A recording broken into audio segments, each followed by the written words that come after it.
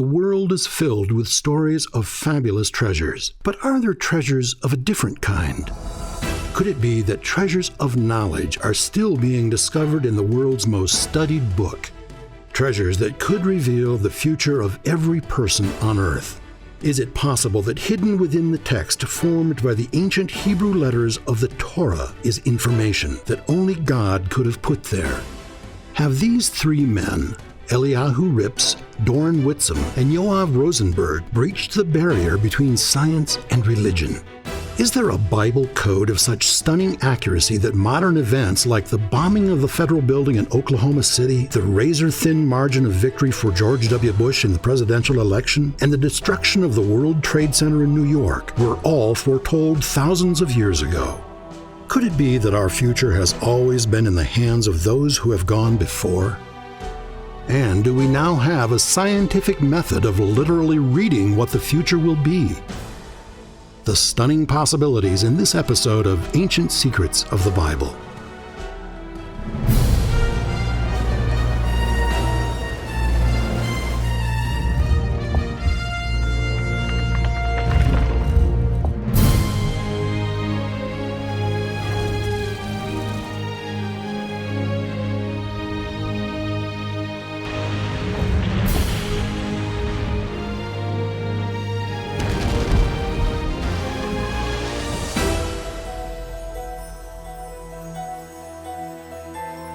We are about to look through the pages of the first continuous recorded history of mankind in the book we call the Holy Bible, as we continue our investigation into some of its most controversial stories and try to answer some very tough questions.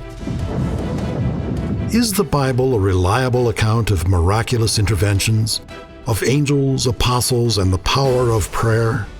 Or is it just a collection of stories and myth, as some modern-day critics suggest? Both Bible skeptics and proponents from around the world have contributed to this exciting discussion. Some of these biblical revelations may shock and surprise you.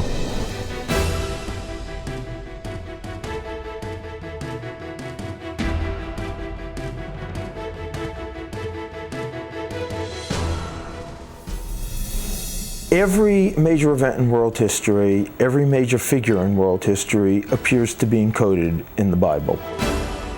For centuries, science and religion have at least appeared to be on opposite sides of the fence. Not all scientists, however, believe the two concepts were mutually exclusive. Is it possible that modern scientists, using today's most sophisticated tools, have finally bridged the gap between science and religion? Are we witnessing science actually proving ancient religious tradition? We've come a long way since 1450 and Gutenberg's first movable type printing press. Today, any passage can be accessed at the push of a button. In just a matter of minutes, everything in the Bible related to a particular subject can be accessed, collated, and printed out. But for all our sophistication and technological skill, we haven't been able to improve on the words. What they say and what they represent remains paramount to those who believe in the Bible. The thing that has recently captivated biblical scholars and scientists alike, however, is the notion that there might be something more here than just the words that are on the surface. There appears to be scientific evidence that embedded within the Hebrew letters of the Torah, the first 5 books of the Bible, there is a code that tells of events far into the future. As you might suspect, this idea has generated a great deal of controversy. If you ask a geographer what would be the consequences if the Earth was found to be really flat after all, you're not likely to get a very sensible answer, except maybe a laugh. My attitude to the Bible code, after having studied it for so long, is very similar. There is so little evidence for it, so minimal a case has been made in favor of it that I don't even really consider the possibility anymore of it being true. But all other arguments aside, one fact is indisputable. Since Gutenberg printed the first Bible, it has become the most pervasive book in the world. Every year, more copies of the Bible are printed than any other book ever published. What is there in this book that makes it so interesting? Are we simply fascinated by the history of a small group of people in a dusty corner of the world? Or is it the content, a philosophy for living? Can it be, as some historians suggest, that it is the very foundation of all Western law and culture? The Old Testament, specifically the Torah, or the first 5 books of the Bible, is, according to its adherents, a history of the Supreme Being's interaction with mankind, specifically the children of Israel. Yet it is filled with fantastic stories that many scholars insist cannot be true. What are we to make of these new scientific studies that suggest there is more, much more to the Bible? Today, the question being asked in ever-widening circles is simply, is there, in fact, a Bible code?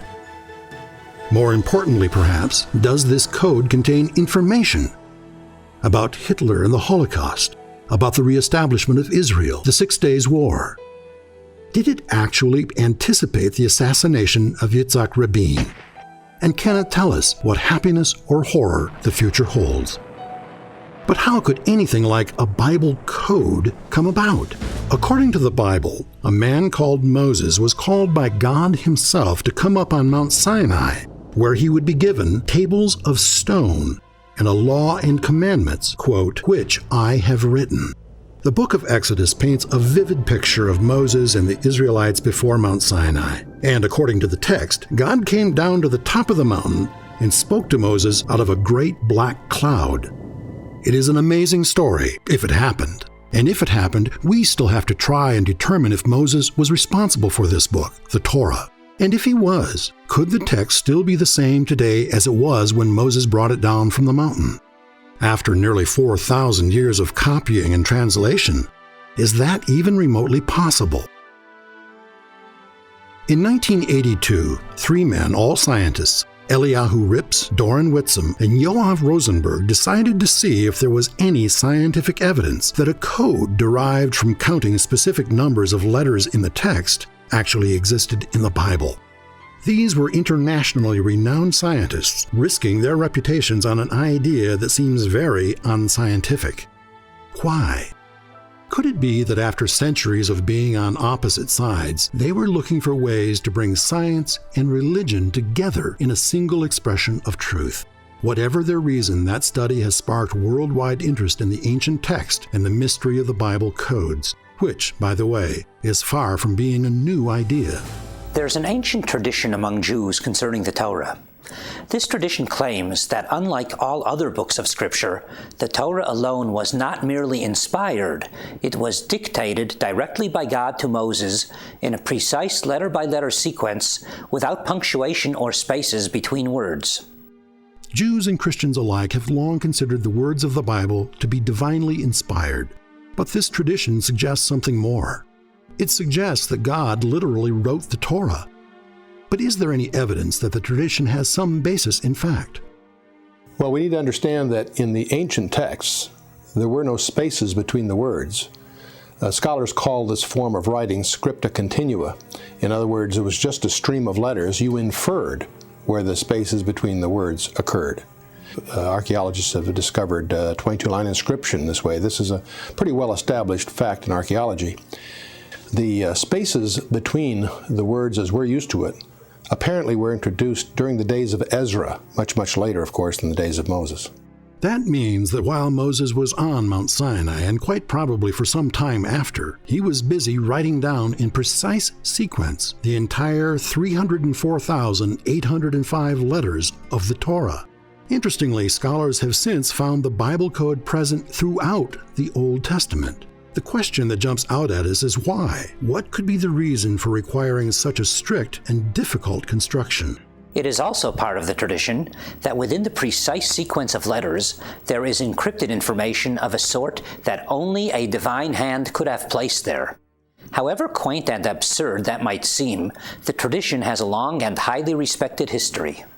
Nachmanides, one of the great Jewish sages, teaching in the 12th century, told his students that all of Israel's history could be found in Deuteronomy 32, commonly known as the Song of Moses.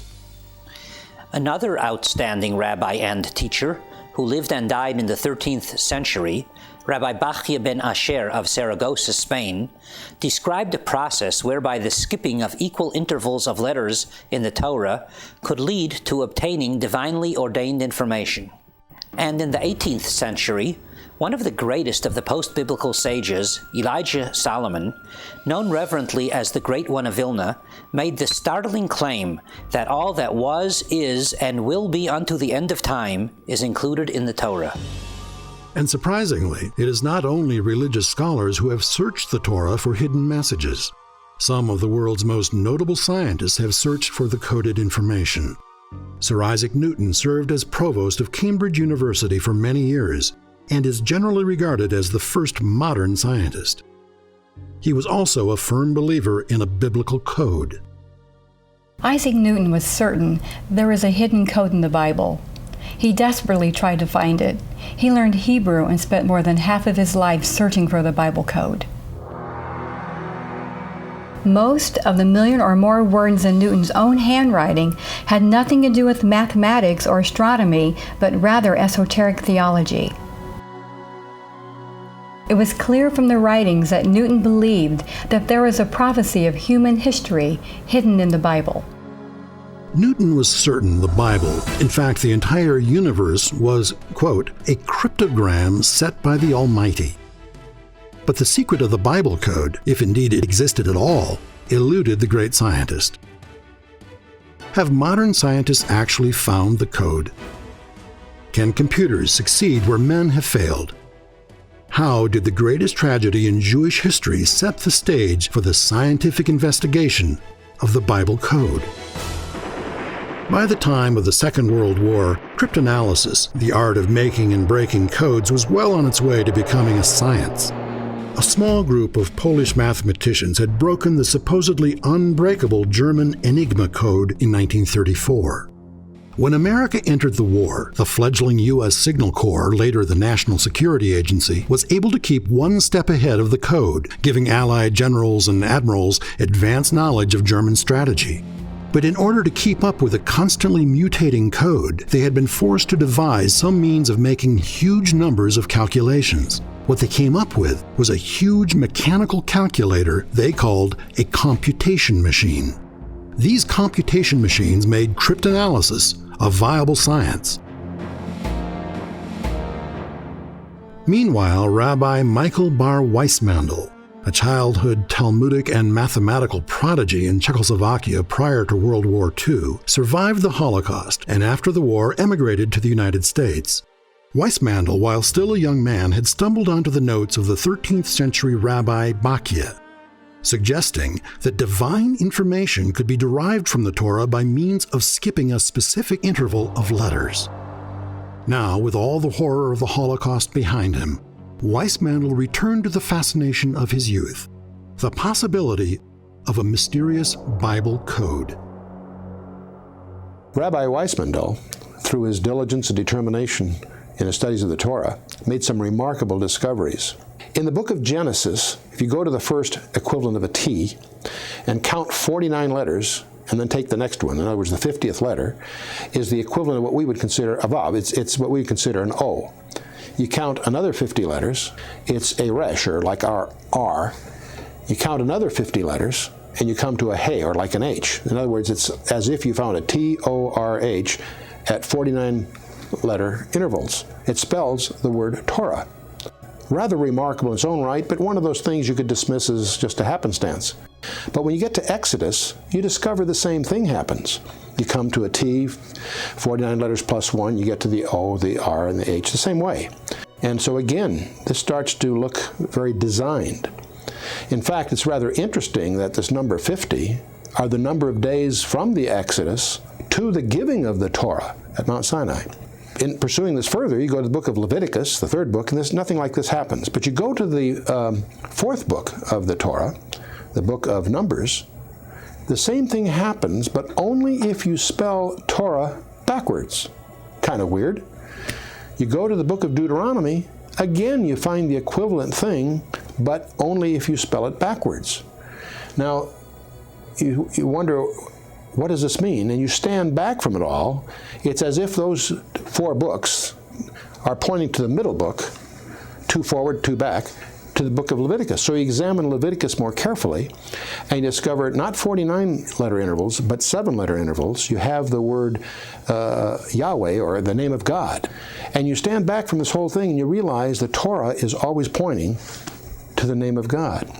Rabbi Weissmandel's discovery is the first modern hint of hidden codes in the Bible. It was the 50-year-old discovery of Rabbi Weissmandel that finally convinced a small group of Israeli scientists that computers might be the key that could unlock the centuries-old mystery of the Bible code. Dr. Eliyahu Rips devised a mathematical model to test the viability of the skip codes that Weissmandel had demonstrated with his work.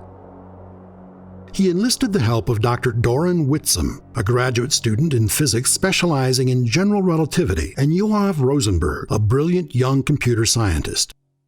Together, they hoped to prove scientifically whether or not a Bible code existed. It would be a long and tedious undertaking. Let's take a moment here and explain exactly what an equidistant letter sequence, or ELS code, is and how it is constructed, with this simple example.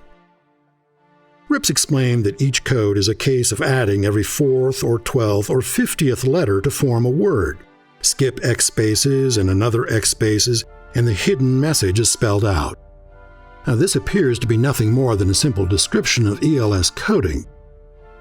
But if you begin with the first letter of the paragraph, R, then skip every 3 letters and pick up the 4th letter following, the coded message is revealed. What is infinitely more difficult than deciphering the code is the creation of a surface text that is sensible and easily understood, and yet will seamlessly accommodate specific letters at fixed intervals. In order to test the ELS code theory, the research team created a program according to strict scientific and statistical rules. The usable text would be only the book of Genesis, some 78,000 plus letters. In order to make certain the results could not be tainted by subjective interpretation, they selected the names of 32 of Israel's most famous sages as the target of their search. To make it more difficult, they also asked the program to search for either the target's birth date or death date. After months of work, the complex mathematical model and program was ready. Now it was up to the computer. The results of this test startled even the researchers.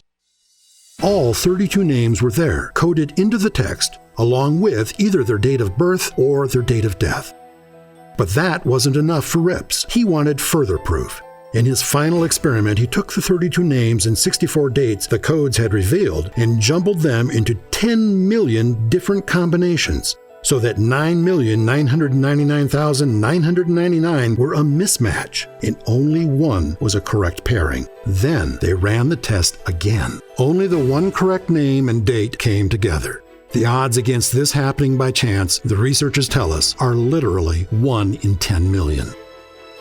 Enter Harold Gans, senior cryptologist for the National Security Agency in Maryland. Determined to prove the results were a fluke, he wrote his own program and added the names of 34 more prominent Jewish sages and the cities of their birth or death. What he discovered that fateful day at his office in Maryland was that all 66 names were there, firmly fixed in the code. The results I got were even more significant than the original experiment done by Whitsom and Rips. At that point, I knew beyond any shadow of a doubt that the code was real. I felt a chill go up my spine. Encouraged by the results, the study was sent to the prestigious American mathematics journal Statistical Science for peer review and possible publication. Robert Cass, the editor of the Statistical Science Journal and professor at Carnegie Mellon University, is quoted as saying, "Our referees were baffled. Their prior beliefs made them think the book of Genesis could not possibly contain meaningful references to modern-day individuals. Yet when the authors carried out additional checks, the effect persisted. The paper is thus offered to statistical science readers as a challenging puzzle."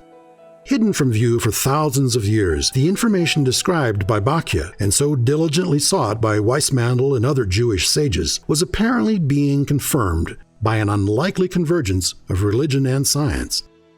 The Bible code, which is the spelling of words as equidistant letter sequences, can be found in any text, Bible or otherwise. And anytime you have a large number of letters and as many skip possibilities as the Bible code allows, you will be able to find words as equidistant letter sequences. To demonstrate the possibility that one can concoct an experiment which appears to show that the Bible code is real, we've done it ourselves quite a number of times. For example, the famous experiment that matched the rabbis' names against their dates of birth or death only used a fraction of the names of those rabbis which are used. Not only their normal names, but various nicknames and acronyms and titles by which they are known. By making a different selection of names from the pool of available names, we managed to make an experiment which seems pretty much the same, except that the text that it works for is not the Bible, but the Hebrew translation of War and Peace. The evidence of the reality of the Bible code lays in its statistical analysis. The complexity is not in finding information. The complexity is in knowing how to determine the information that is found and how to judge it as per the actual face value Word of God. In 1994, Michael Drosnin, a writer and former journalist, flew to Israel to meet with a close friend of then Prime Minister Yitzhak Rabin. He carried with him a letter with frightening implications. About 2 years into my investigation, I found encoded the name of the Prime Minister of Israel, Yitzhak Rabin. The only time his name was encoded in the Bible, and crossing his name, as plain as day, were the words, "Assassin will assassinate." I was shocked. Rabin completely ignored the warning. But on November 4th, 1995, the information encoded in the Bible proved all too true. Rabin was gunned down by an assassin who believed he was on a mission from God. So if the code is divinely ordained, as Rabbi Bakia suggested, then what might it tell us about great biblical warnings, such as the end times? What is amazing is that whereas the Old Testament tells us very little, if hardly anything, about this person called the Antichrist, we find within prophecies, within the words of the Old Testament, we find Bible codes, prophetic Bible codes, confirming what is being told in the New Testament. We find his involvement, his political involvement with the Middle East. We find the 10 political entities or countries he will rule with. We find his origins. But the details that are given to us in the New Testament are found in the Old Testament if they are sought with ELS codes. But do the codes deal only with events surrounding Jerusalem or biblical themes? The tragic events in New York, the terrorist attack on the World Trade Center buildings, have given new impetus on Bible code research, because all the details concerning these events can be found embedded in a Bible code matrix in the Old Testament. First of all, you find the date, September 2001, which appears only once in the whole Old Testament. This date is crossed by words such as 4, planes, 2 buildings, terrorist, Taliban, as well as the name Osama, which appears about 3 times very near that date. Incredibly enough, the words American and United appear in a cluster, as well as the word in the morning, hijacker, Afghan, and war, all together in the same matrix. In fact, the name Osama bin Laden crosses a verse that says, "Terror is in his heart, he who bringeth down the towers." Computer Bible code software research and development is moving at light-year speed, yet it will be years before the full extent of what the Bible code has to tell us is fully known. And now anyone using a variety of Bible code software products in their own personal computer can search the Bible code. Many of the software packages are easy to use even if the user has no knowledge of Hebrew. You first select the range of text you wish to examine, then select the range of skips you want the computer to use. Then select a word or phrase and the built-in translation feature finds the Hebrew equivalent. Hit the Find button and the search begins. The results can then be displayed on a matrix. The new matrix decoding systems combined with translation software, lexicons, and dictionary searches open up the strong possibilities that people may be able to find themselves and/or future events in the Bible code. People are so uncertain about the future. They want something that will give them that security of tomorrow. But God has chosen not to give it to us. And the Bible code is certainly not meant to be used for that. It is just basically a magnificent, beautiful, scientific documentation of the multi-dimensional nature of God. It's for us to enjoy, to give ourselves spiritual faith and edification, but not to try to predict. I find it very dangerous when people do that. ELS Bible codes within the Hebrew text are not the only codes that exist. A study of the Greek version of the book of Matthew has shown some sort of vocabulary, regular sequence within its own self. Also, the King James Version of the Bible shows an uncanny, regular grammatical code, even almost like a dictionary within itself.